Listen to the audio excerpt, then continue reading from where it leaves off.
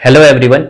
तो देखो बच्चों, हम लोग कोऑर्डिनेशन कंपाउंड में नेक्स्ट आगे मूव कर रहे हैं। ठीक है, कोऑर्डिनेशन कंपाउंड में हम लोग कॉम्प्लेक्स के अंदर थ्योरी देख रहे थे। तो उसके अंदर जो थ्योरीज देखी थी, तो सबसे पहले वर्नर्स थ्योरी की बात करी थी, उसके बाद वैलेंस बॉन्ड थ्योरी देखा था, और फिर हम लोगों ने स्टार्ट कर दिया था CFT। ठीक है, क्रिस्टल फील्ड थ्योरी स्टार्ट कर दिया था। ठीक है, ये जो थ्योरी होगी वो लास्ट थ्योरी होगी IIT और नीट लेवल के लिए। ठीक है, वैसे फर्दर जब हम लोग आगे मूव कर जाते हैं हायर लेवल पे, तो LFT भी होती है, MOT। LFT और MOT एक ही चीज होती है। LFT को लिगेंड फील्ड थ्योरी बोलते हैं, ठीक है, और MOT को हम लोग मॉलिक्यूलर और वाइटल थ्योरी देखते हैं कॉम्प्लेक्स कंपाउंड के अंदर। लेकिन हम लोग CFT पर ही एंड कर देंगे। ठीक है, CFT पढ़ेंगे।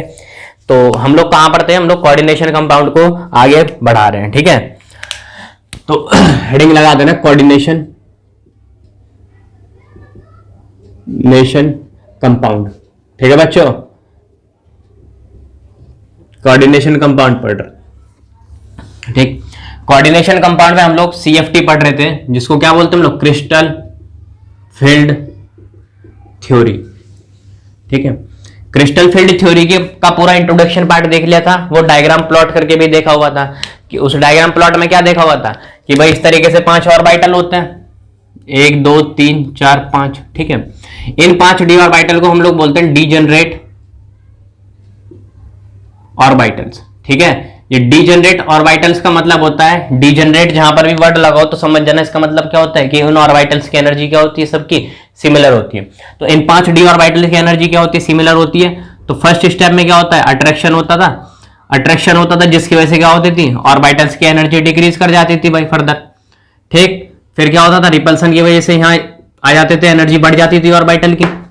ठीक है, ये होता ना। फिर फर्दर क्या होता था? रिपल्सन की वजह से ये दो जो ऑर्बिटल थे ये स्प्लिट कर जा रहे थे। स्प्लिट करने के बाद जो प्लॉट बन रहा था वो तो ये बन रहा था, या फिर क्या हो रहा था जिसके अंदर 3 डी ऑर्बिटल ऊपर जा रहे थे और 2 नीचे हो रहे थे। ठीक है, इतनी चर्चा हम लोगों ने क्रिस्टल फील्ड थ्योरी के अंदर कर ली थी। ठीक, आज जो हम लोग पढ़ेंगे, मैंने क्या बोला हुआ था कि कभी कभी 2 डी ऑर्बिटल ऊपर जा रहा है, कभी कभी क्या हो रहा है 3 डी ऑर्बिटल नीचे आ रहा है, कभी कभी क्या हो रहा है कि 3 डी ऑर्बिटल ऊपर है और कभी कभी क्या है 2 डी ऑर्बिटल्स क्या होता है नीचे होता है। तो ये किसके ऊपर बेसिकली डिपेंड करता है कि ज्योमेट्री क्या होती है। ठीक है, तो आज जो हम लोग इस लेक्चर में पढ़ेंगे वो पढ़ेंगे जो भी तुम्हारी क्रिस्टल फील्ड थ्योरी होती है ऑक्टाहेड्रल कॉम्प्लेक्स के अंदर किस तरीके से हम लोग देखते हैं और किस तरीके से हम लोग उसके अंदर कैलकुलेट करते हैं। समझे बच्चों बात को? तो देखो, जो क्रिस्टल फील्ड थ्योरी पढ़ेंगे वो किसमें पढ़ेंगे? In octahedral complexes. ठीक है, किसके अंदर पढ़ रहे हैं? ऑक्टाहेड्रल कॉम्प्लेक्स के बाद अंदर पढ़ेंगे। ठीक है, ऑक्टाहेड्रल कॉम्प्लेक्स में पढ़ेंगे। ठीक है, ऑक्टाहेड्रल कॉम्प्लेक्स समझो, देखो होता क्या है, बहुत हमें अच्छे से पता है। 2 तरीके की ज्योमेट्री देखी थी भाई, कि एक ऑक्टाहेड्रल ज्योमेट्री होती है और एक टेट्राहेड्रल ज्योमेट्री होती है। समझ गए बच्चों बात को? तो ऑक्टाहेड्रल कॉम्प्लेक्स में क्या होगा कि यहां मेटल होगा, ठीक है, और लिगेंड कितने लगे होंगे? 6 लगे होंगे लिगेंड। यही जब मेटल होता है, लिगेंड कितने होते हैं? 6 होते हैं। तो उसी को क्या बोलते हैं हम लोग? कौन सा कॉम्प्लेक्स कहलाएगा? ये एक ऑक्टाहेड्रल कॉम्प्लेक्स कहलाएगा, क्योंकि ये ज्योमेट्री कैसी होगी? ये एक ज्योमेट्री क्या होगी? ऑक्टाहेड्रल ज्योमेट्री होगी। तो यहां पर देखो क्या होता है, यहां मेटल लगा हुआ है। समझे बच्चों बात को? यहां मेटल लगा हुआ है और इसे 6 लिगेंड लगे हुए हैं। एक लिगेंड, एक दूसरा लिगेंड ये रहा, ठीक है, 3 1 4 लिगेंड ये रहे, 5 और ये क्या हो गया 6। ठीक है, तो मेटल से कितने लिगेंड लगे हुए? 6 लिगेंड लगे हुए। अब देखो, ये वाले जो लिगेंड प्रेजेंट है वो कहां पर है? एक्स एक्सिस पर प्रेजेंट है। किस पर है? एक्स एक्सिस पर प्रेजेंट है। इन वाले लिगेंड को देखो, ये कौन सी एक्सिस पर प्रेजेंट है? एक वाई एक्सिस पर प्रेजेंट है। और ये वाले जो लिगेंड है वो किस पर एक्सिस पर प्रेजेंट है? ये एक जेड एक्सिस पर प्रेजेंट है।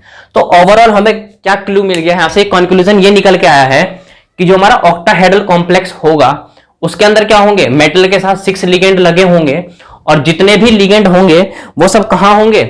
एक्सिस पर प्रेजेंट होंगे। समझ गए बात को? जितने भी लिगेंड होंगे ऑक्टाहेड्रल कॉम्प्लेक्स के अंदर वो सब कहां होंगे? एक एक्सिस पर होंगे। ठीक है, कहां होंगे? एक्सिस पर होंगे।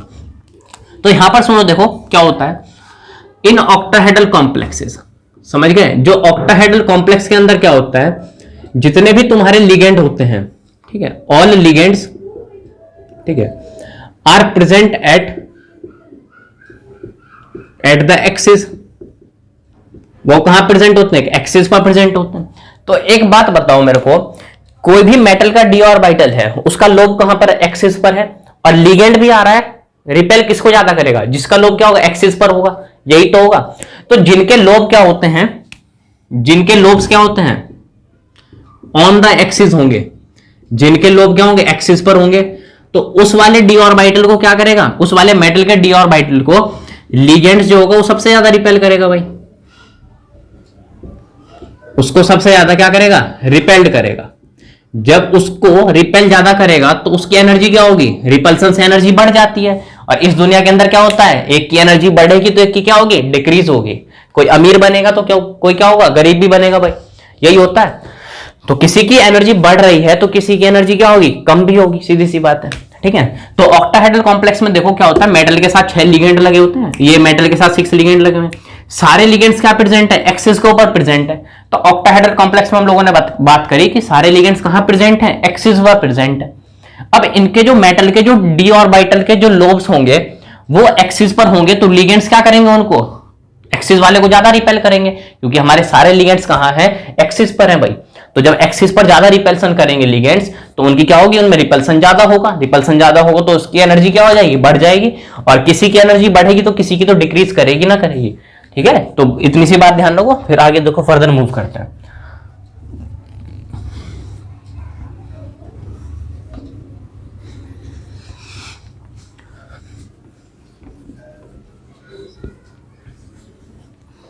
तो देखो हम लोग आगे मूव करें तो बात करते हैं कि मेटल के देखो यहां पर 5 डी ऑर्बिटल, 1 2 3 4 5, ये डायग्राम देखेंगे उससे समझेंगे, और फिर इलेक्ट्रॉन भरना भी सीखेंगे इसके अंदर भाई।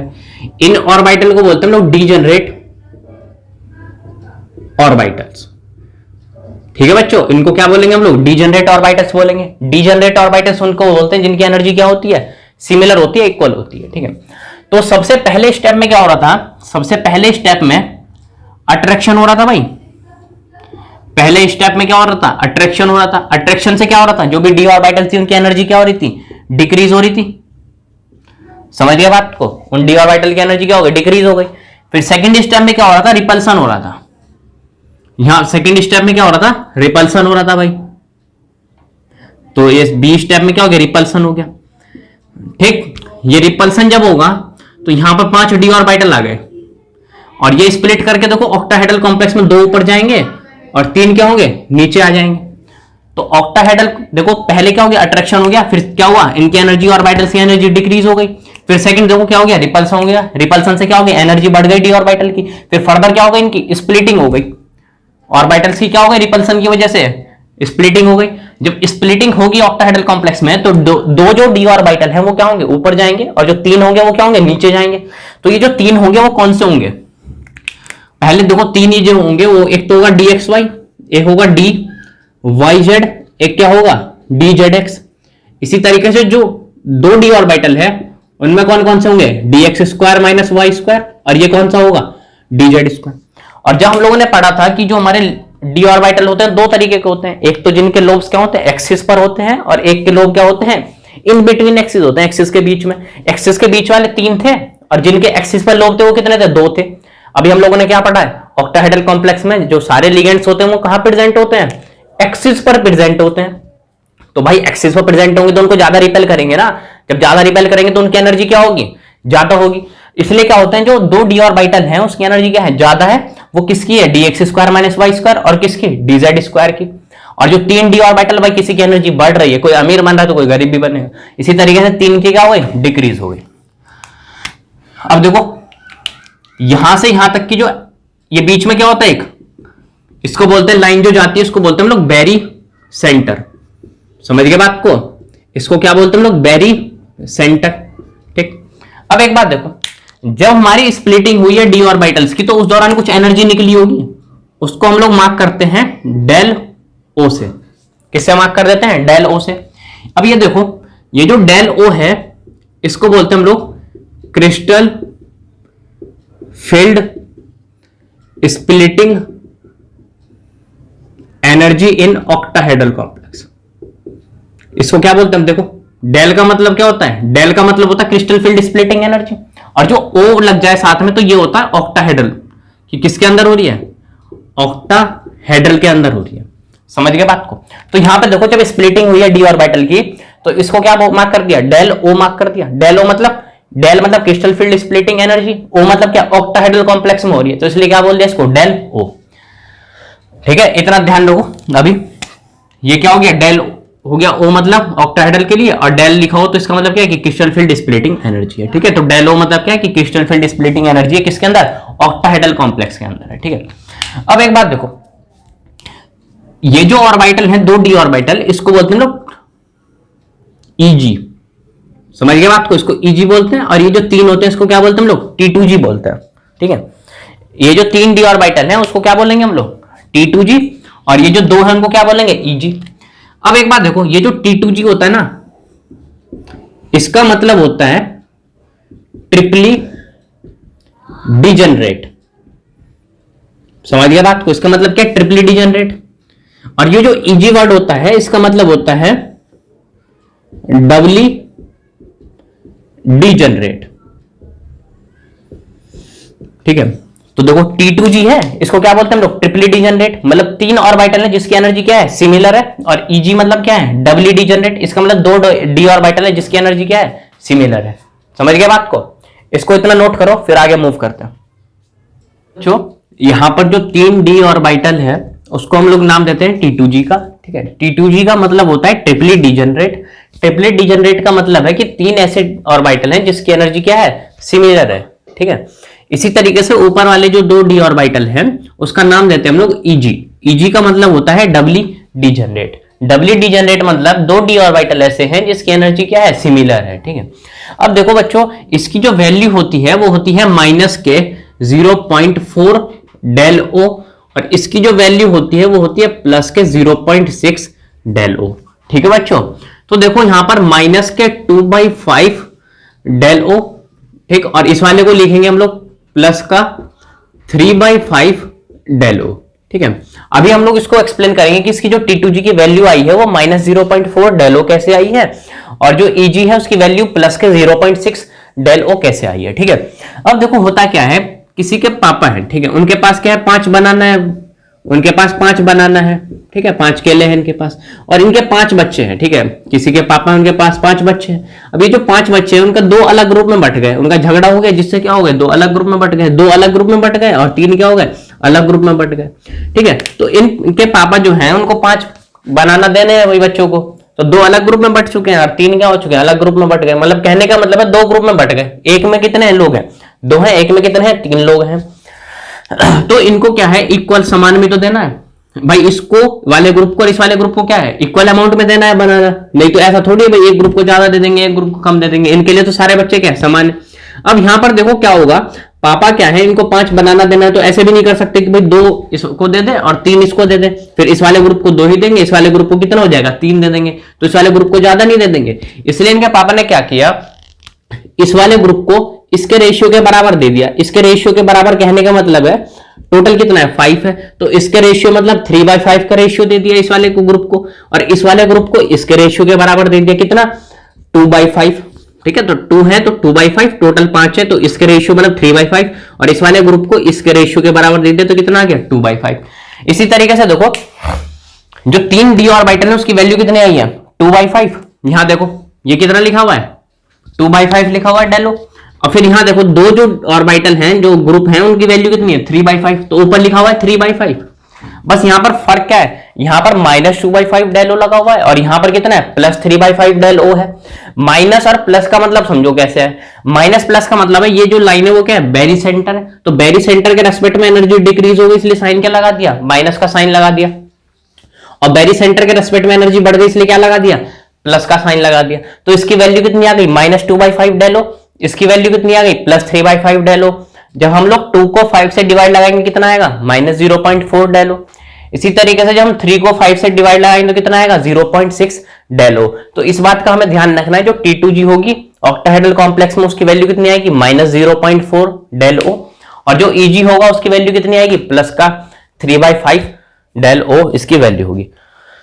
ठीक है, अब एक बात देखो, हम पूरा रिवीजन कर ले रहे हैं कि हमारे किस में पढ़ रहे हैं, क्रिस्टल फील्ड थ्योरी पढ़ रहे हैं ऑक्टाहेड्रल कॉम्प्लेक्स में। ये 5 डी ऑर्बिटल है, इनकी एनर्जी क्या है, सिमिलर है, इसलिए क्या नाम रख दिया इसका, डिजनरेट ऑर्बिटल से इसका नाम रखा हुआ है। ठीक है, सबसे पहले स्टेप में क्या होता है, अट्रैक्शन होता है, जिससे क्या होती है, 5 डी ऑर्बिटल्स की एनर्जी डिक्रीज हो जाती है।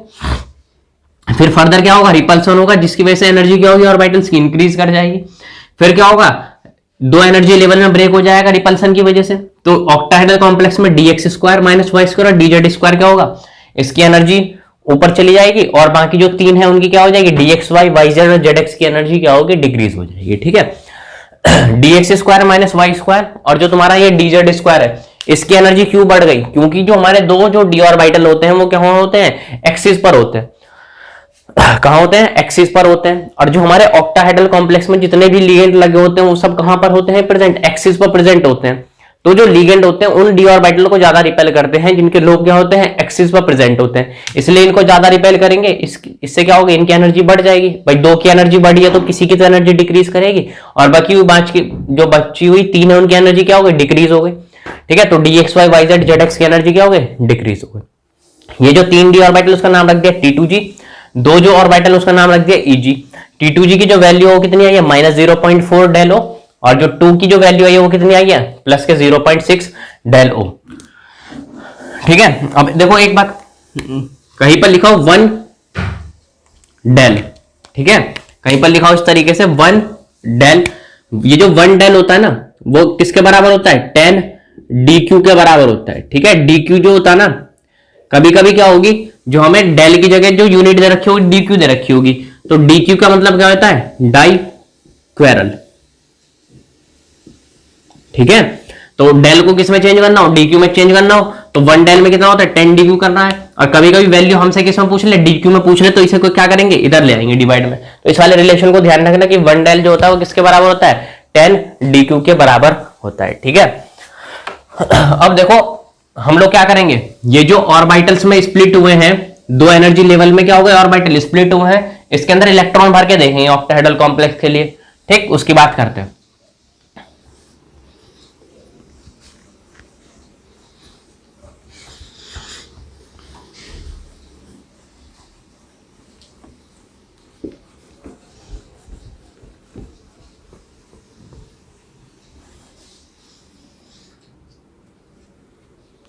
देखो तो बात करते हैं हम लोग, इलेक्ट्रॉन फिल करके देखेंगे। Electron filling in octahedral complex. ठीक है, किसमें, ऑक्टाहेड्रल कॉम्प्लेक्स में इलेक्ट्रॉन फिल करके देखेंगे। तो इसमें सबसे पहले जो हम लोग केस लेंगे वो लेंगे हम लोग वीक फील्ड वीक लिगेंड के लिए। ठीक है, किसके लिए लेंगे, वीक लिगेंड के लिए। समझ गए बात को, कहने का मतलब है देखो यहां मेटल लगा हुआ और लिगेंड कितने हैं, 6 है। ठीक है, लिगेंड कितने हैं, 6 लगे हुए हैं। और यहां पर जो लिगेंड लगे हुए हैं वो कैसे लिगेंड है, एक वीक फील्ड लिगेंड है। ठीक है, कैसे लिगेंड है, एक वीक लिगेंड है। समझ गए बात को। तो ऑक्टाहेड्रल कॉम्प्लेक्स है क्योंकि यहां पर क्या है, कोऑर्डिनेशन नंबर 6 आ रहा है क्योंकि 6 लिगेंड लगे हुए हैं, और ये जो लिगेंड लगे वो कैसे लिगेंड, एक वीक लिगेंड लगे हुए हैं। ठीक है, तो जो भी हम इलेक्ट्रॉन फिलिंग करेंगे ऑक्टाहेड्रल कॉम्प्लेक्स में वो किसके लिए कर रहे हैं, वीक लिगेंड के लिए कर रहे हैं। ठीक है, सबसे पहले देखो हम लोग D1 सिस्टम की बात करेंगे। D1 मतलब पता है कि d ऑर्बिटल में एक इलेक्ट्रॉन। तो हम पूरा चार्ट ड्रॉ नहीं करेंगे, इतना बड़ा भाई डायग्राम नहीं बनाएंगे इलेक्ट्रॉन भरने के लिए, सिंपल वे में जाएंगे। 5 d ऑर्बिटल है। ठीक है, स्प्लिट करने के बाद ऑक्टाहेड्रल कॉम्प्लेक्स में 2 ऊपर जाते हैं और 3 नीचे आते हैं, यही होता है। अब देखो D के अंदर कितने इलेक्ट्रॉन, एक इलेक्ट्रॉन है, तो भाई एक इलेक्ट्रॉन को यहां भर दो, ये भर दिया एक इलेक्ट्रॉन यहां पर। ठीक है, D1 के अंदर कितना, एक इलेक्ट्रॉन, तो इसको यहां भर दो। जब स्प्लिट करेगा देखो वीक लिगेंड है, इसके लिए कंडीशन देखो क्या होती है, डेल जो होता है ना वो लेस देन होता है किससे, पी से। ठीक है, डेल मतलब क्रिस्टल फील्ड स्प्लिटिंग एनर्जी, और यहां पर जो पी है ना, पी होता है पेयरिंग एनर्जी। ठीक है, देखो डेल क्या है, डेल होता है क्रिस्टल फील्ड स्प्लिटिंग एनर्जी। ठीक है, और जो P जो होता है उसको बोलते हैं हम लोग पेयरिंग एनर्जी। ठीक है, तो जब भी वीक फील्ड लिगेंड होगा, वीक लिगेंड का केस लेंगे और इलेक्ट्रॉन फिलिंग करेंगे, तो वहां पर हमेशा कंडीशन क्या होगी, जो डेल होगा वो स्मॉलर होगा किससे, पेयरिंग एनर्जी से। कहने का मतलब है जो क्रिस्टल फील्ड स्प्लिटिंग एनर्जी होगी वो क्या होगा, कम होगा पेयरिंग एनर्जी से। कहने का मतलब है देखो जब ये 2 एनर्जी लेवल में ब्रेक कर रहा था, तो यहां जब वो ब्रेक किया एनर्जी लेवल के अंदर, 2 एनर्जी लेवल के अंदर, तो एनर्जी रिलीज हुई होगी, तो उसी को क्या बोलते हैं हम लोग, क्रिस्टल फील्ड स्प्लिटिंग एनर्जी। तो वो जो एनर्जी है वो कम निकली है, ठीक है, ज्यादा निकलती तो वो क्या करता, इलेक्ट्रॉन को पेयर करा देता, इलेक्ट्रॉन को क्या करा देता, पेयर करा देता। लेकिन वो जो एनर्जी रिलीज हुई है ना स्प्लिटिंग के दौरान, वो एनर्जी कम निकली है जो इलेक्ट्रॉन्स को पेयर नहीं करा पाती। ठीक है, तो वीक लिगेंड में क्या होगा, क्या होगा, डेल्टा जो होगा वो क्या होगा, डेल जो होगा वो कम होगा किससे, पेयरिंग एनर्जी से। तो हमारी क्या होगी, पेयरिंग नहीं होगी। समझ गए बात को, क्या नहीं होगी, पेयरिंग नहीं होगी। ठीक है, जब भी कंडीशन आएगी वीक लिगेंड की तो उसमें डेल जो होगा वो क्या होगा, लेस देन होगा पेयरिंग एनर्जी से, जिससे हमारी क्या होगी, डू नॉट पेयर्स अप। ठीक है, डू नॉट पेयर अप। ठीक है, इलेक्ट्रॉन क्या होंगे, पेयर अप नहीं होंगे। अब देखो D1 के अंदर क्या है, एक इलेक्ट्रॉन है d ऑर्बिटल के अंदर, जब स्प्लिट कर गया तो इसको क्या नाम देते थे हम लोग, T2g, और इसको क्या बोलते थे हम लोग, Eg बोलते थे। T2g की जो वैल्यू आती थी वो कितनी आती थी, -0.4 डेल ओ, और इसकी जो वैल्यू आती थी वो कितनी आती थी, +0.6 डेल ओ आती थी। ठीक है, अब देखो जब स्प्लिट कर गया तो दो d ऑर्बिटल में टूट गया, एक Eg और एक T2g में, तो एक इलेक्ट्रॉन यहां भर दो। ठीक है, क्योंकि इलेक्ट्रॉन सबसे पहले वहीं भरा जाता है जिसकी एनर्जी क्या होती है, कम होती है। तो इस वाले d ऑर्बिटल की एनर्जी क्या है, कम है, और इसकी एनर्जी क्या है, ज्यादा है। ठीक है, तो सबसे पहले इलेक्ट्रॉन वहीं भरेंगे जहां पर एनर्जी क्या होती है, कम होती है। फिर देखो हम लोग क्या निकालेंगे, हम लोग निकालते हैं इस वाले इलेक्ट्रॉन के लिए डेल निकालेंगे। तो देखो डेल कैसे निकलेगा, जो डेल ओ होगा वो कितना होगा, देखो -0.4, और इलेक्ट्रॉन कितने हैं, 1 है, तो एक इलेक्ट्रॉन के लिए कितना आ गया डेल ओ, इसके लिए -0.4 आ गया। समझ गया बात को, डेल ओ कितना आ गया इस वाले इलेक्ट्रॉन के लिए, -0.4 आ गया। इसी तरीके से सेकंड देखो, D2 सिस्टम की बात करेंगे। D2 मतलब D के अंदर दो ऑर्बिटल है, दो इलेक्ट्रॉन है, सॉरी 2 3 4 5, ये D ऑर्बिटल है, ये स्प्लिट करके दो ऊपर चले गए और 3 नीचे आ गए। ठीक है, अब देखो D के अंदर कितने इलेक्ट्रॉन है, दो इलेक्ट्रॉन है, ये कौन सा हो गया, T2g, ये कौन सा हो गया, Eg। T2g की वैल्यू -0.4 डेलो, और इसकी +0.6 डेलो। अब देखो स्प्लिट करने के बाद दो इलेक्ट्रॉन यहां भर दो जिसकी एनर्जी कम होगी। अब इस वाले इलेक्ट्रॉन्स के लिए क्या करो, डेलो निकालो। तो डेलो कैसे निकलेगा, इक्वल टू -0.4, क्योंकि T2g के लिए निकाल रहे हैं तो -0.4, और इलेक्ट्रॉन कितने, एक और दो इलेक्ट्रॉन है, तो ये कितना आ गया, -0.8 डेलो। समझ गया बात को, कितना आ गया यहां से, -0.8 डेलो। हाँ,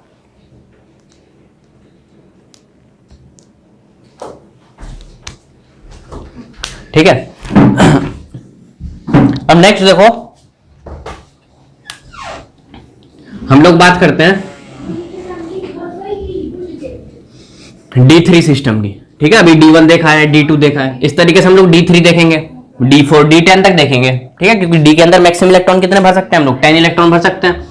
तो D3 सिस्टम में देखो क्या है, D3 के अंदर क्या है, जैसे D ऑर्बिटल है, स्प्लिट करने का दो ऊपर और 3 कहां गए, नीचे। इस वाले को हम लोग T2g, और इसको क्या बोल रहे हैं हम लोग, Eg। तो D के अंदर कितने इलेक्ट्रॉन है, 3 इलेक्ट्रॉन है भाई, 3 इलेक्ट्रॉन भर दो। ठीक है, इसकी वैल्यू T2g की -0.4 डेलो, इसकी +0.6 डेलो। समझ गए बात को, तो 3 इलेक्ट्रॉन है, 3 इलेक्ट्रॉन को भर दो भाई, 1 2 3 भर दिया। इनके लिए डेलो निकाल दो, कितना निकलेगा, देखो -0.4, कितने इलेक्ट्रॉन है, 1 2 3, 3 इलेक्ट्रॉन है, तो मल्टीप्लाई कर दो इसमें 3 के, कितना आ गया देखो, -1.2 डेलो आ गया। इसी तरीके से देखो D4 सिस्टम की बात करेंगे हम लोग।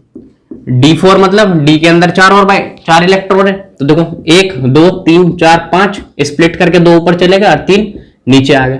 ठीक है, 3 कहां गए, नीचे आ गए। नीचे वाले को हम लोग T2g बोलते हैं और इसको Eg बोलते हैं। इसकी वैल्यू +0.6 डेलो, इसकी -0.4 डेलो। समझ गए बात को।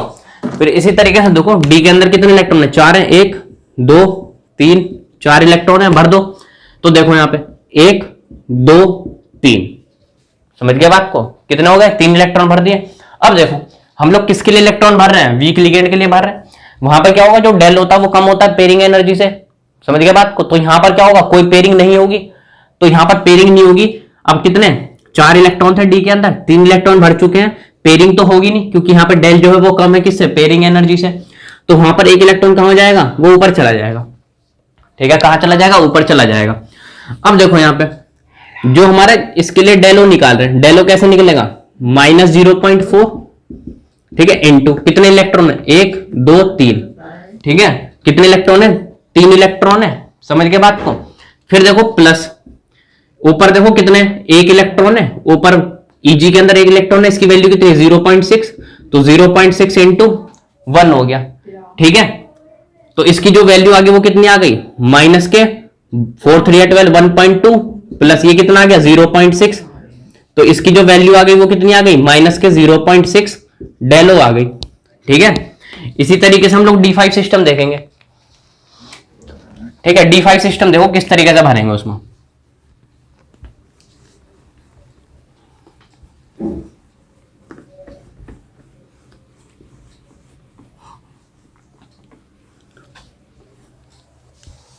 देखो D5 में, D5 मतलब D के अंदर 5 इलेक्ट्रॉन है भाई, तो 1 2 3 4 5 स्प्लिट करके 2 ऊपर जा रहा है और 3 नीचे, ठीक है। तो ये कौन सा हो गया T2G और ये कौन सा हो गया Eg हो गया, ठीक है। T2G के अंदर माइनस 0.4 डेलो और इसके अंदर प्लस 0.6 डेलो है।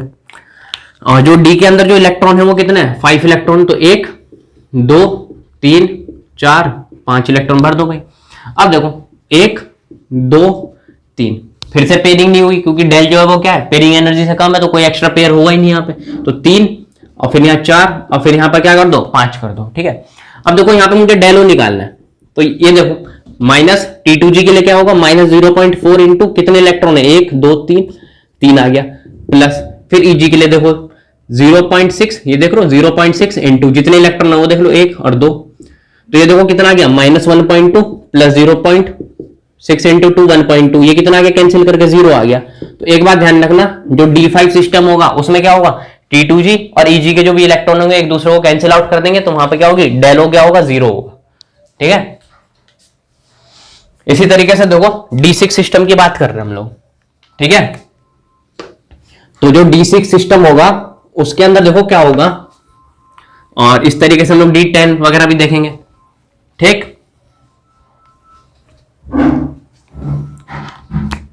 तो यहां पर देखो D6 के अंदर देखो क्या है, D ऑर्बिटल 1 2 3 4 5 स्प्लिट करके 2 ऊपर चलेगा और 3 नीचे आ गए, ठीक है। इसके अंदर 6 इलेक्ट्रॉन भर दो, कितने इलेक्ट्रॉन भर दो, 6 इलेक्ट्रॉन भर दो। तो देखो 1 2 3 4 5 और ये कितना हो गया 6 हो गया, ये जो हो गया वो हो गया T2G और ये कितना है Eg। T2G के अंदर जो इलेक्ट्रॉन होंगे माइनस 0.4 डेलो और Eg के अंदर प्लस 0.6 डेलो होगा भाई, ठीक है। तो 6 इलेक्ट्रॉन इसको यहां भर दो, तो 1 2 3 4 5, ठीक है, फिर क्या होगा 6 होगा। इसके लिए डेलो निकालना है, तो देखो डेलो कितना आएगा, डेलो आएगा माइनस 0, T2G के लिए निकालो पहले, माइनस 0.4 इंटू कितने इलेक्ट्रॉन है, 1 2 3 4 इलेक्ट्रॉन, तो 4 से मल्टीप्लाई कर दो, फिर प्लस, फिर देखो Eg के लिए निकालना है, तो Eg के लिए देखो कितनी है 0.6 इंटू कितना है 0.6 इंटू कितने इलेक्ट्रॉन है, 1 और 2 इलेक्ट्रॉन है, ठीक है। तो यहां से कितना आ गया 4 4 16 माइनस 1.6 आ रहा होगा, प्लस देखो 0.6 1.2, तो कैंसिल करने के बाद कितना आ गया 1.6 में से 1.2 गया तो 0.4 आ गया माइनस, ठीक है। अब देखो इसी तरीके से हम लोग D7 देखेंगे, D8 D9 D10। D7 देखो, D7 के अंदर देखो होता क्या है, ये रहा 5 D ऑर्बिटल है, स्प्लिट करके 2 ऊपर और 3 कहां गए नीचे आ गए, ठीक है, 3 कहां गए नीचे आ गए। तो D के अंदर 7 इलेक्ट्रॉन भर दो, तो 1 2 3 4 5 6 और ये 7 हो गया, ठीक है। और ये वाला जो होता है उसको क्या बोलते हैं हम लोग T2G, और ये क्या होता है Eg होता है, इसकी वैल्यू होती है प्लस 0.6 और इसकी वैल्यू माइनस 0.4 होती है। तो 7 इलेक्ट्रॉन भर दो इसके अंदर, 1 2 3, ये 3 भर दिए हम लोगों ने, ठीक है, फिर 4 फिर 5 ये 6 और ये कितना हो गया 7 हो गया, समझ गया बात को। फिर नेक्स्ट देखो जो डेलो होगा वो कितना होगा माइनस 0.4, ठीक है, इनटू ये कितना हो गया माइनस 0.4 और जितने इलेक्ट्रॉन है वो देख लो 1 2 3 4 5, ठीक है, ये 5 इलेक्ट्रॉन है, फिर प्लस यहां देखो Eg के अंदर कितना है 0.6 इंटू कितने इलेक्ट्रॉन है वो देख लो 1 2, ठीक है। इसकी वैल्यू सॉल्व कर लेना तो क्या जाएगा हमारे पास D7 सिस्टम आ जाएगा। इसी तरीके से देखो D8 सिस्टम बना रहे हैं। D8 सिस्टम में देखो क्या है, 1 2 3 4 5 स्प्लिट करके 2 ऊपर चले गए, फिर से 3 नीचे, ठीक है। और इस वाले को हम लोगों ने बोल दिया T2G और इसको बोल दिया EG। ये प्लस 0.6 और ये कितना हो गया, माइनस के 0.4। इसके अंदर कितने इलेक्ट्रॉन है, 8 इलेक्ट्रॉन है, वो भर दो। तो 1 2 3 4 5 6 7 8 इलेक्ट्रॉन भर दी। अब यहां देखो 1 2 3 4 5 6 7 8, ठीक है। तो यहां पे हम लोग डेल ओ कैलकुलेट करेंगे, तो देखो कितना आएगा, T2G के लिए करो पहले, माइनस 0.4 इंटू कितने इलेक्ट्रॉन, 1 2 3 4 5 6 6 इलेक्ट्रॉन है, प्लस, ठीक है। फिर देखो EG के अंदर क्या है, जो वैल्यू है वो 0.6 होती है और इलेक्ट्रॉन कितने, 1 और 2, ठीक है, इंटू 2। इसको सॉल्व कर लेंगे तो हमें क्या आ जाएगा, D8 सिस्टम के लिए डेल ओ आ जाएगा। फिर देखो D8 हो चुका है, इसी तरीके से D9 और D10 देखेंगे।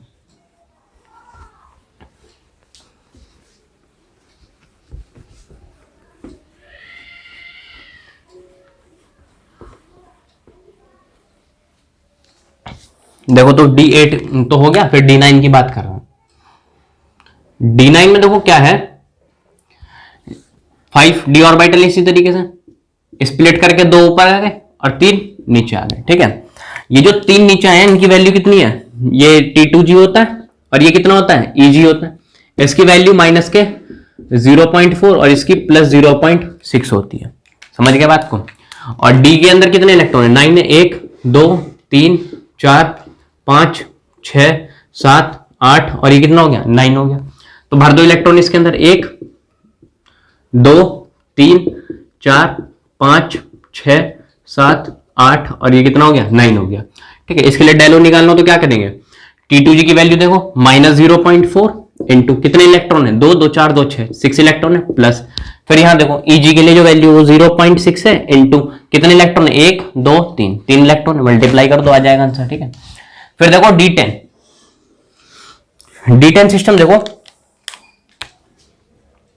D के अंदर कितना है, 10 इलेक्ट्रॉन है, ठीक है। तो 5 d ऑर्बिटल बना दो, 2 3 4 5 स्प्लिट करके 2 ऊपर चले गए और ये क्या हो गए, 3 नीचे। इसकी जो वैल्यू वो कितनी है, T2G माइनस 0.4 होती है और इसकी जो होती है वो EG होता है, इसकी वैल्यू 0.6 होती है, ठीक है। और D के अंदर 10 इलेक्ट्रॉन है, 1 2 3 4 5 6 7 8 9 और 10, ठीक है, 10 इलेक्ट्रॉन भर दिए।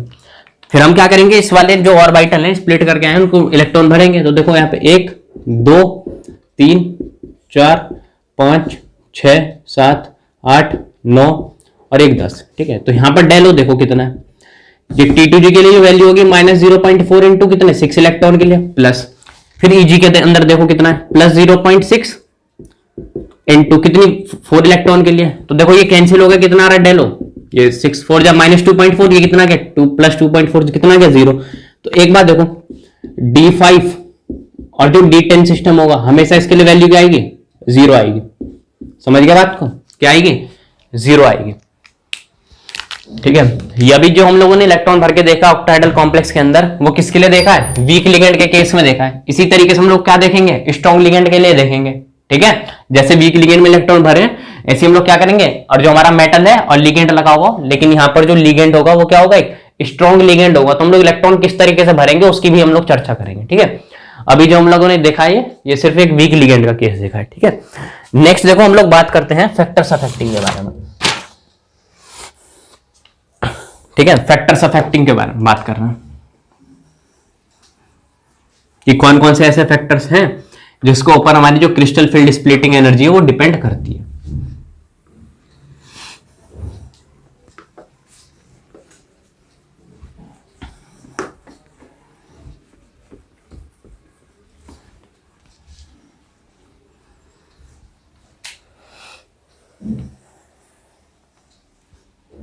तो देखो यहां पे फैक्टर्स अफेक्टिंग डेल्टा,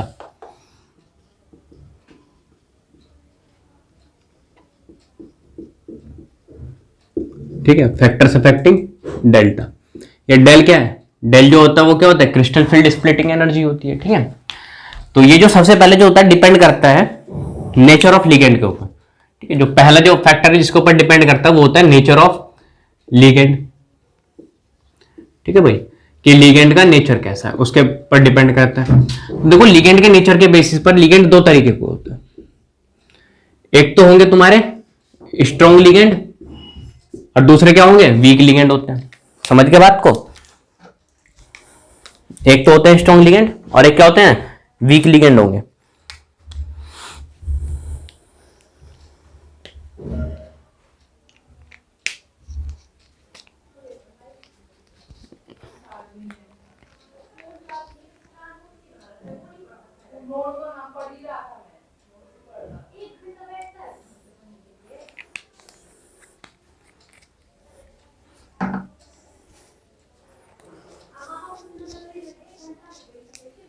ठीक है, तो देखो लिगेंड के बेसिस पर कितने टाइप के हैं, दो टाइप के।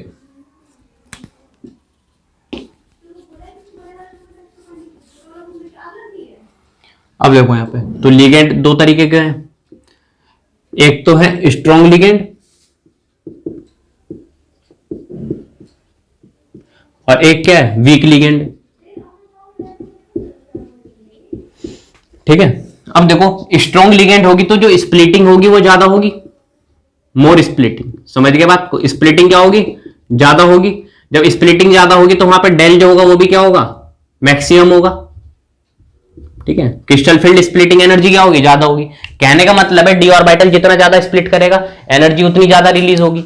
और जब हम लोग वीक लिगेंड में देखें तो स्प्लिटिंग क्या होगी, वो कम होगी, लेस होगी स्प्लिटिंग। कहने का मतलब स्प्लिटिंग कम होगी। जब स्प्लिटिंग ही कम होगी तो जो एनर्जी निकलेगी क्रिस्टल फील्ड स्प्लिटिंग एनर्जी, इसको डेल बोलते हैं, वो भी क्या होगी, वो लेस होगी भाई। ठीक है, तो देखो यहां पे 5 डी ऑर्बिटल है, 1 2 3 4 5, स्प्लिट करके 2 ये ऊपर और 3 नीचे आ गए। ठीक है, ये किसकी बात करिए, यहां पर देखो यहां से यहां तक जो होती है वो क्या होती है, डेल होती है। फिर यहां देखो 5 डी ऑर्बिटल, 1 2 3 4 5, स्प्लिट करके 2 ऊपर और ये 3 नीचे। यहां से यहां तक देखो कितना है, डेल होता है। और ये डेल जो होता है वो क्या होता है, क्रिस्टल फील्ड स्प्लिटिंग एनर्जी होती है। लेकिन यहां पर देखो क्या है, हम लोग स्ट्रॉन्ग लिगेंड का लेके चल रहे हैं तो वहां पर डेल क्या है, ज्यादा है। यहां पर डेल क्या है, मैक्सिमम है। लेकिन यहां पर देखो वीक लिगेंड ले रहे हैं तो यहां पर डेल है वो क्या है, कम आ रहा है। समझ गए बात को। तो डेल जो होता है वो किस पर डिपेंड करता है, नेचर ऑफ लिगेंड के ऊपर। लिगेंड स्ट्रॉन्ग होगा तो जो क्रिस्टल फील्ड स्प्लिटिंग देख रहे हो क्या होगी, ज्यादा होगी। जब स्प्लिटिंग ज्यादा होगी डी ऑर्बिटल्स की तो जो एनर्जी होगी वो ज्यादा निकलेगी। ठीक है, और जो वीक लिगेंड लेंगे तो वहां क्या होगी, स्प्लिटिंग कम होगी, तो डेल जो होगा वो क्या होगा, लो होगा। ठीक है, इसी तरीके से देखो स्ट्रेंथ ऑफ लिगेंड की बात कर रहे हैं कि कौन सी लिगेंड स्ट्रॉन्ग होगी, कौन सी वीक होगी। ठीक है, तो वो किससे पता चलती है उसकी बात देखो।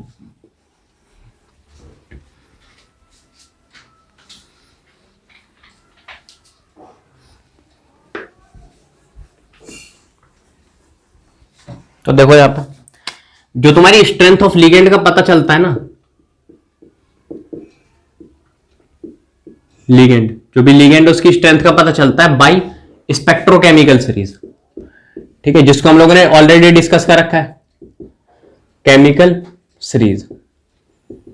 ठीक है, ऑलरेडी डिस्कस। ठीक है, इसको हम लोगों ने डिस्कस कर रखा है पहले। वो जो टेबल सी बनाई थी इसमें क्या थे, लिगेंड लिखे हुए थे।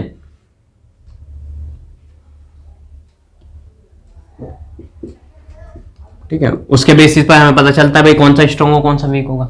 अब देखो यहाँ पे, यहाँ कोबाल्ट है, यहाँ NH3 की होल पावर 6 लगा हुआ है। ठीक है, और इस पर है +3। ठीक, इसी तरीके से देखो यहाँ पे और एग्जांपल है COF6 और यहाँ पर जो ऑक्सीडेशन स्टेट है वो +3 है।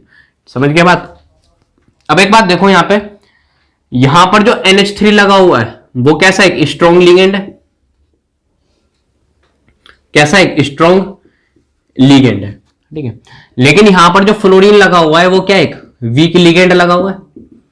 समझ गए बात को। तो अभी क्या बात करिए कि जो स्ट्रॉन्ग लिगेंड होंगे उसके अंदर स्प्लिटिंग ज्यादा होगी ऑर्बिटल्स की, तो वहां पर डेल जो होगा वो क्या होगा, ज्यादा होगा। और जो वीक लिगेंड लगा होगा तो वहां पर क्या होगी, स्प्लिटिंग कम होगी डी ऑर्बिटल्स की, तो डेल क्या होगा, कम होगा। तो हम डेल की बात करें तो इसकी क्या होगी, क्रिस्टल फील्ड स्प्लिटिंग एनर्जी ज्यादा होगी, किससे, इससे। समझ गए बात को। फिर नेक्स्ट देखो, कहीं पर इस तरीके से लिखा हो, एक क्वेश्चन देखो, एक क्वेश्चन है -0.4 डेल ओ, कहीं पर लिखा हो -0.8 डेल ओ लिखा हो। समझ गए बात को? तो तुम क्या कहोगे कि इसमें से भाई डेल ओ किसकी बड़ी है? बात करी जाए कि -0.4 डेल ओ ज्यादा बड़ा है कि -0.8 डेल ओ ज्यादा बड़ा है, तो तुम क्या टिक करोगे? क्योंकि माइनस में तो ये ज्यादा बड़ी वैल्यू होगी, लेकिन ये गलत है। ठीक है, हमेशा क्या देखना है? सी ओनली मैग्नीट्यूड। हमें क्या देखना है? सिर्फ मैग्नीट्यूड देखना है, हमें उसका चार्ज नहीं देखना कि प्लस है माइनस है। समझ गए बात को? तो 0.8 जो होती है वो बड़ी वैल्यू होती है किससे? 0.4 से। तो जब भी इस तरीके से दे रखा हो -0.4 डेलो दे रखा हो या फिर -0.8 डेलो दे रखा हो, तो कोई पूछे बड़ी वैल्यू कौन सी है, तो हमेशा मैग्नीट्यूड देखना और टिक करना आंसर। फिर नेक्स्ट देखो, ऑक्सीडेशन स्टेट ऑफ मेटल के ऊपर डिपेंड करता है। पहला फैक्टर किस पे था कि लिगेंड पे, नेचर पे डिपेंड करता है। दूसरा देखो,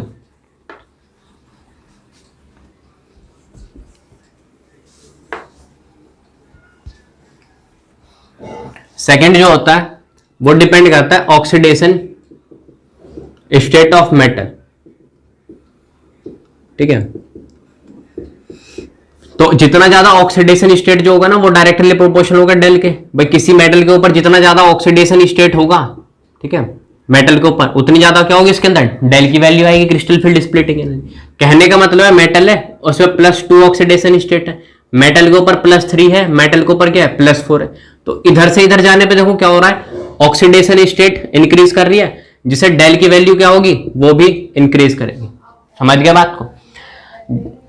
इसका एग्जांपल देख लो। एग्जांपल है CONH3 की होल पावर 6 और यहां पर ऑक्सीडेशन स्टेट है +2। सेकेंड एग्जांपल देखो, CONH3 की होल पावर 6 और यहां है +3।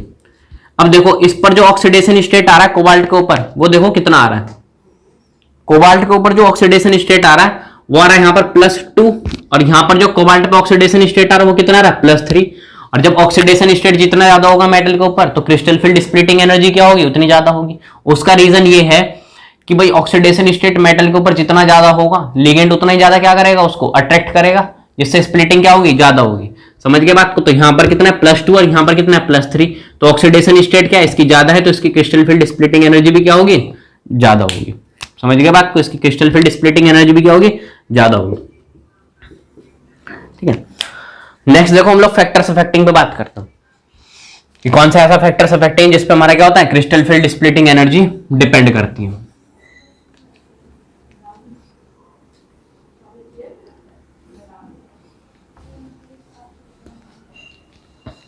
देखो थर्ड जो होता है वो डिपेंड करता है प्रिंसिपल क्वांटम नंबर पर। ठीक है, जिसको हम लोग एन से रिप्रेजेंट करते हैं। समझ गए बात को? अब देखो मेटल 3D का होगा, 4D का होगा या फिर 5D का होगा। समझ गए बात को? तो ऊपर से नीचे जाने पे देखो क्या हो रहा है? एन की वैल्यू क्या हो रही है? इंक्रीज कर रही है, प्रिंसिपल क्वांटम नंबर इंक्रीज कर। जब 3D से 4D पे जाते हैं तो डी ऑर्बिटल का साइज जो होता है वो 30 से 50% तक इंक्रीज कर जाता है, क्योंकि हमारा क्या हो रहा है? प्रिंसिपल क्वांटम नंबर बढ़ रहा है, एन की वैल्यू बढ़ रही है। जब 4D से 5D पे जाते हैं, समझ गए बात को, तो फिर से डी ऑर्बिटल का साइज क्या होगा? 50% इंक्रीज करेगा। ठीक है, तो जैसे जैसे क्या होगा? एन की वैल्यू इंक्रीज होगी तो डेल भी क्या होगा? इंक्रीज होगा। ठीक है, ऐसा देखो क्यों हो रहा है? जब 3D से 4D जा रहे हैं तो डी ऑर्बिटल का साइज क्या होगा? वो भी इंक्रीज करेगा, और 4D से 5D जाएंगे तो क्या होगा? साइज ऑफ डी ऑर्बिटल क्या होगा? वो इंक्रीज कर रहा है। वो क्यों कर रहा है भाई? वो सिंपल रीजन ये है क्योंकि हमारी एन की वैल्यू बढ़ रही है, प्रिंसिपल क्वांटम नंबर बढ़ रहा है। ठीक है, अब एक बात देखो, मेटल है तो ये डी ऑर्बिटल है और फिर 3D का मेटल है। इसी तरीके से हम लोगों ने 5D का मेटल ले लिया तो इसका डी ऑर्बिटल का साइज बड़ा होगा, तो लिगेंड का जो ऑर्बिटल है उसके साथ ओवरलैपिंग, जितना बड़ा साइज होगा लिगेंड का उसके साथ ओवरलैपिंग क्या होगी? उतनी अच्छी होगी। इंटरेक्शन लिगेंड्स के साथ क्या होगा? उतना ज्यादा होगा। जब इंटरेक्शन जितना ज्यादा होगा लिगेंड के साथ, उतनी ज्यादा क्या होगी? स्प्लिटिंग होगी। जब स्प्लिटिंग होगी तो एनर्जी क्या होगी? उतनी ज्यादा रिलीज होगी। तो कुल मिला के कहने का मतलब है जो इंटरेक्शन होगा बिटवीन मेटल एंड लिगेंड, ऊपर से नीचे जाने पे वो क्या होगा? इंक्रीज करेगा। समझ गया बात को? क्योंकि डी ऑर्बिटल का जो साइज है वो क्या बढ़ रहा है, जिससे क्या होगा? मेटल और लिगेंड्स के बीच में जो इंटरेक्शन होंगे वो क्या होंगे? इंक्रीज होंगे। ठीक है, इसका एग्जांपल देखो क्या है? तो एक ही बात ध्यान रखना, जो n जो होगा वो डायरेक्टली प्रोपोर्शनल होगा डेल के। n क्या, प्रिंसिपल क्वांटम नंबर। जब प्रिंसिपल क्वांटम नंबर की वैल्यू बढ़ेगी तो डेल क्या होगा, वो भी बढ़ेगा। ठीक है, क्योंकि डी ऑर्बिटल का साइज क्या ऊपर से नीचे जाने पर इंक्रीज करेगा, जिससे मेटल और लिगेंड्स के बीच में क्या होगा, इंटरेक्शन ज्यादा होंगे। जब इंटरेक्शन ज्यादा होंगे तो उससे क्या होगी, स्प्लिटिंग ज्यादा होगी, और स्प्लिटिंग ज्यादा होगी तो एनर्जी क्या होगी, ज्यादा रिलीज होगी। ठीक है, देखो इसका एग्जाम्पल है कोबाल्ट +3, फिर उसके नीचे है RH+3, ठीक है, और इसके नीचे एरिडियम +3 है। समझ गया बात को। तो देखो ये क्या है, एक ही ग्रुप के मेंबर है, ये 3D सीरीज का, ये 4D का, ये क्या है 5D का है। तो ऊपर से नीचे पे जाने पे देखो क्या है, n इंक्रीज कर रहा है, जिससे डेल क्या होगा, वो भी इंक्रीज करेगा। समझ गया बात को। अब नेक्स्ट देखो, एक नोट करके पॉइंट लिख रहे हैं। देखो जो तुम्हारा मेटल होगा, जो भी तुम्हारा मेटल होगा, if metal is 4D and 5D series. समझ गए बात को। जो भी तुम्हारा मेटल होगा वो 4D या 5D सीरीज होगा, तो ये मैटर नहीं करेगा व्हाट टाइप ऑफ लिगेंड। समझ गए, no matter what types of ligand.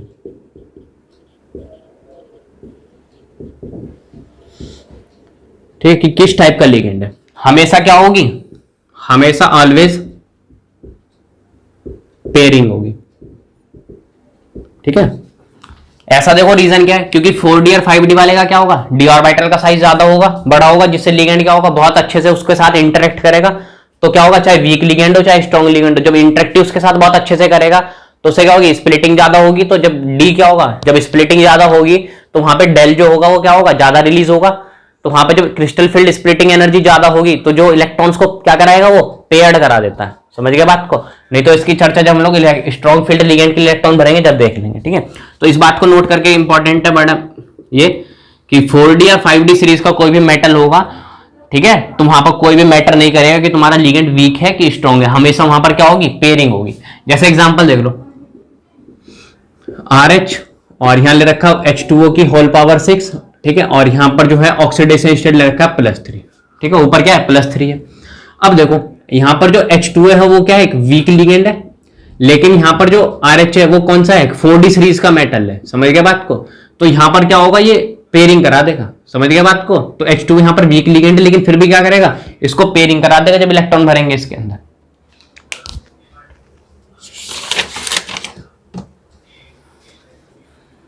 Next देखो किस पे डिपेंड करता है,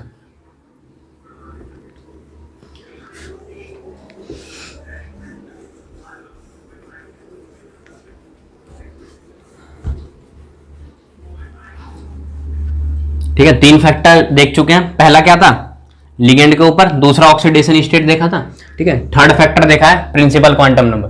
फोर्थ देखो क्या है, फोर्थ जो फैक्टर होता है वो होता है ज्योमेट्री का, कि ज्योमेट्री के ऊपर भी क्या होता है, डिपेंड करता है। ज्योमेट्री का पता किससे चलता है हमें, कोऑर्डिनेशन नंबर से भाई पता चलता है, ठीक है। अब देखो हमेशा स्क्वायर प्लेनर वाले की डेल जो होगी वो ज्यादा होगी किससे, ऑक्टाहेड्रल वाले से। इसको ध्यान रखना, ठीक है, इसको डिस्कस करेंगे अभी डिटेल में। फिर ऑक्टाहेड्रल की क्या होगी, क्यूबिक से ज्यादा होगी, और सबसे कम क्या होगी, टेट्राहेड्रल वाले की। समझ गए बात को। तो हमेशा क्या होगी, स्क्वायर प्लेनर वाले की डेल जो होगी वो क्या होगी, ज्यादा होगी, ठीक है। इसकी हम लोग चर्चा करेंगे जब हम लोग CFT पढ़ेंगे स्क्वायर प्लेनर के। और जो ऑक्टाहेड्रल वाली होगी उसकी क्या होगी, स्क्वायर प्लेनर से कम होगी, ठीक है। फिर क्यूबिक ज्योमेट्री की क्या होगी, जो SC होगी, मतलब क्रिस्टल फील्ड स्प्लिटिंग एनर्जी होगी, वो क्या होगी, ऑक्टाहेड्रल से कम होगी, क्यूबिक की। और सबसे जो कम होगी वो किसकी होगी, टेट्राहेड्रल की। समझ गया बात को। इसको नोट करो, ये 4 फैक्टर पढ़े हैं। फिफ्थ फैक्टर देखो, नंबर ऑफ डी इलेक्ट्रॉन्स के ऊपर डिपेंड करेगा।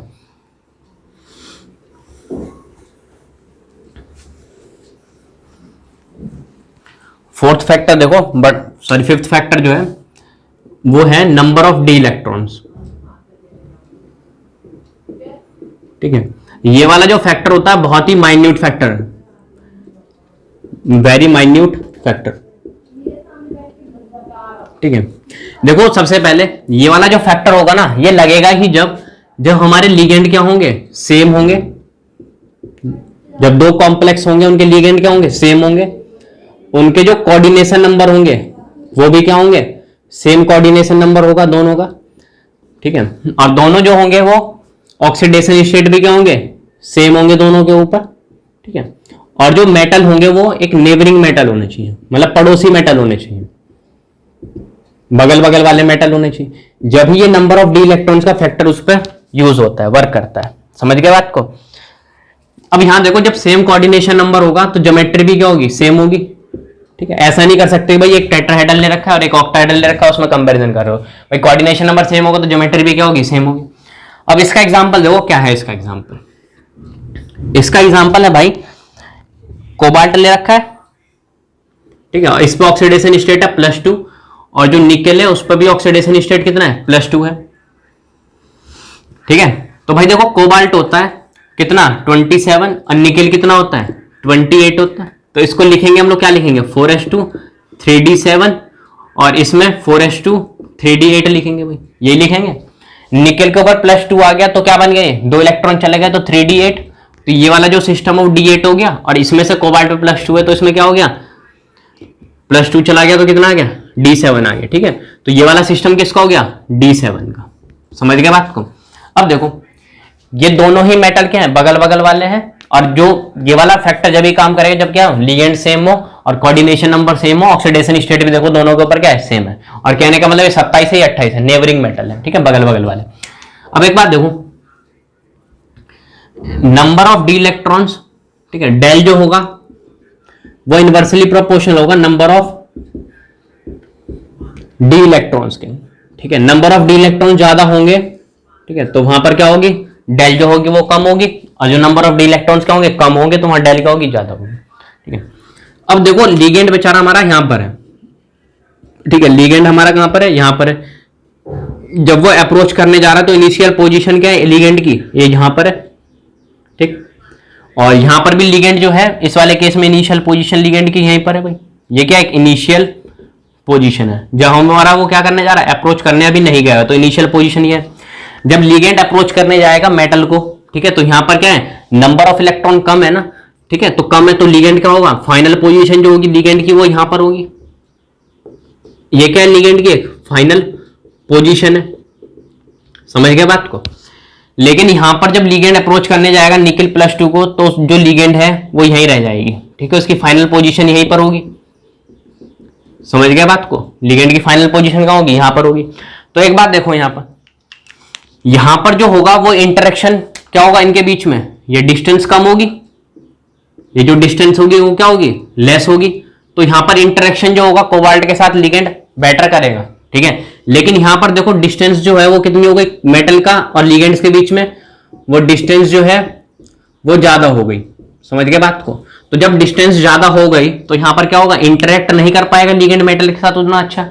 इसलिए हम लोगों ने बोला है कि डेल जो होगा वो इनवर्सली प्रोपोर्शनल क्या होगा, नंबर ऑफ डी इलेक्ट्रॉन्स के। कोई कहीं पर नंबर ऑफ डी इलेक्ट्रॉन ज्यादा होंगे तो वहां पे जो क्या होंगे, देख रहे हो, number of D electron nickel +2 के अंदर d8 है, नंबर इलेक्ट्रॉन ज्यादा है, जिससे मेटल और लिगेंड क्या कर रहे हैं, अच्छे से इंटरेक्ट नहीं कर पा रहे।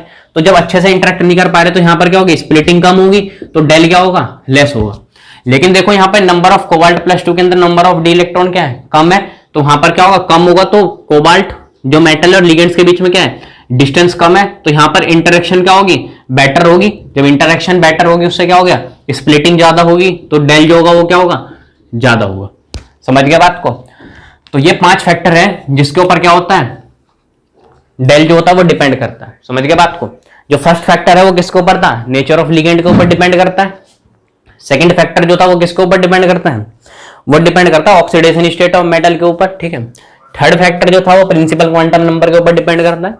फोर्थ फैक्टर कोऑर्डिनेशन नंबर के ऊपर डिपेंड करता है, ठीक है। और फिफ्थ फैक्टर जो था वो बहुत ही माइन्यूट फैक्टर है, ये वर्क ही जब ही करेगा जब ये सारी चीजें क्या होंगी, सेम होंगी। तो वहां पर एक ही रिलेशन ध्यान रखना, डेल जो होता है वो इनवर्सली प्रोपोर्शनल होता है नंबर ऑफ डी इलेक्ट्रॉन्स के।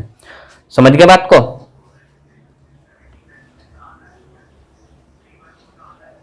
अब नेक्स्ट देखो, हम लोग बात करते हैं, बड़ा ही इंपॉर्टेंट सी बात बताएं, ठीक है। वो इंपॉर्टेंट बात ये है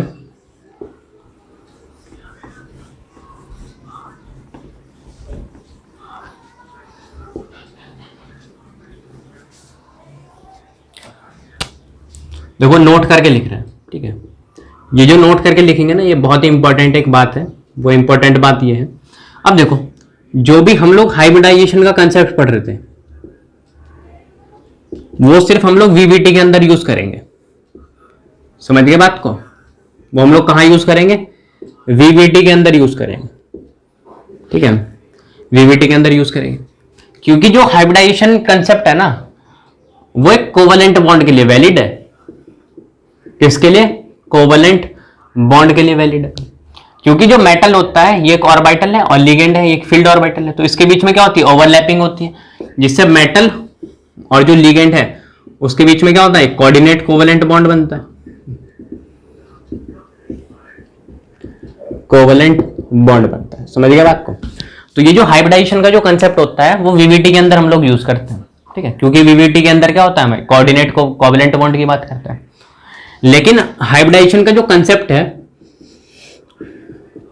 हाइब्रिडाइजेशन का जो कंसेप्ट है उसको हम लोग सीएफटी के अंदर नहीं यूज करेंगे। Not used for CFT, crystal field theory के अंदर नहीं यूज करेंगे। ऐसा देखो क्यों नहीं करते? क्योंकि ये जो सीएफटी होता है ना ये सिर्फ आयनिक बॉन्ड की बात करता है। किसकी बात करता है? आयनिक बॉन्ड की बात करता है। ये कोवलेंट बॉन्ड की बात ही नहीं करता। और हाइब्रिडाइजेशन जो कंसेप्ट है वो कब लगता है? कोवलेंट बॉन्ड के अंदर लगता है, ठीक है। कोवलेंट कंपाउंड के अंदर यूज होता है। तो ये क्या कहता है? मेटल होता है, लिगेंड होता है, इसके ऊपर पॉजिटिव होता है, इसके ऊपर क्या होता है? नेगेटिव। इनके बीच में क्या होता है? Force of electrostatic force of attraction होता है, जिसकी वजह से क्या होता है? आयनिक बॉन्ड होता है इसके बीच में। समझ गए बात को? तो हाइब्रिडाइजेशन का कंसेप्ट होगा, या फिर जब भी हाइब्रिडाइजेशन की बात आएगी तो हम लोग वीवीटी के अंदर बात करेंगे, सीएफटी के अंदर बात नहीं करते, ठीक है। नेक्स्ट पॉइंट देखो,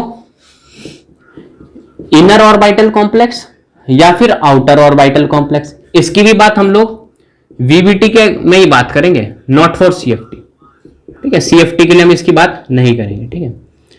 यह है कुछ इंपॉर्टेंट बात, इसको ध्यान रखना, ठीक है। फिर देखो जो हमारा नेक्स्ट लेक्चर आएगा, ठीक है।